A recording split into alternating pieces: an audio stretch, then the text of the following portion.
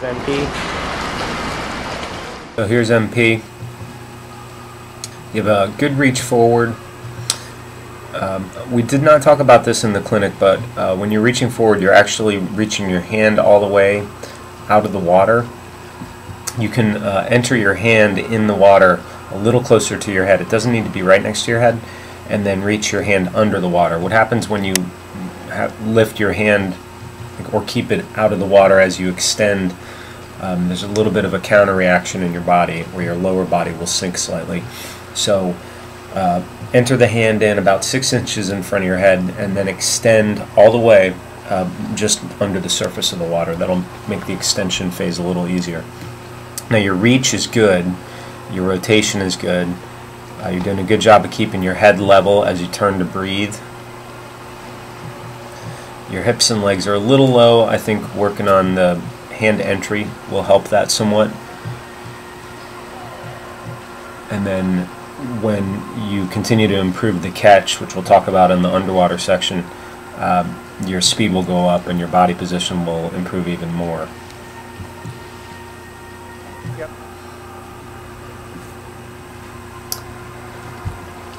So here you get a look at where you're reaching to and what your rotation looks like.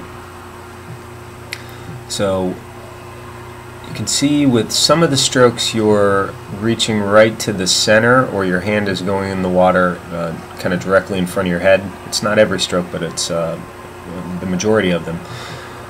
It's a little too far in or too far towards the center. You want to reach the hand directly in front of the shoulder.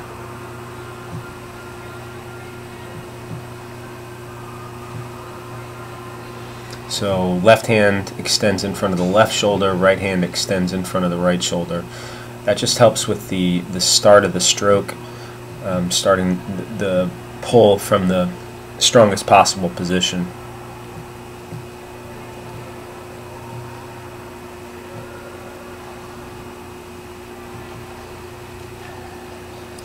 Good rotation and comfortable breathing, so you've improved a lot there. Alright, so with the underwater, what's going on with both arms, but let's talk about your right arm first. Your right arm is in between a straight arm style of pulling and a bit of an elbow leading the stroke back, or the elbow slip. The straight arm style is stronger than the elbow slip style. You want to continue to work towards the early vertical forearm aspect of it.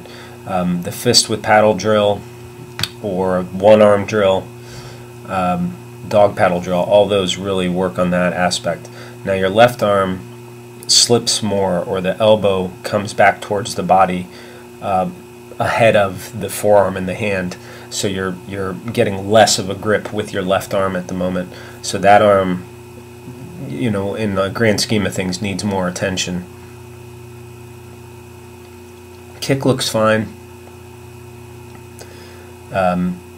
We talked about the kick briefly in the clinic, where you want to originate the kick from the hips. You might be kicking a little more from the knee, so you want that strength or motion to start at the hip and then flow down through the leg to the foot. You should do kickboard drill, just kicking with the kickboard. To work on that aspect. It's, in a triathlon world, it's not as important, but it certainly will balance the stroke. And look at what's going on with your left hand as you pull through. As you get to the middle of the stroke, your left hand sort of curls up. You want to keep that hand flat to the back wall throughout the stroke. And then here we can see some of what's going on. When you're turning to breathe, your arm sort of pulls way under your torso, and yeah, so it's crossing over. And so in open water, what would happen is you would drift left or drift right, depending on which way you're breathing more. So as you pull, you want those pulls to stay on the same side of the body. Alright, so good reach forward. Hand could enter the water a little sooner and then extend forward under the water. But good rotation.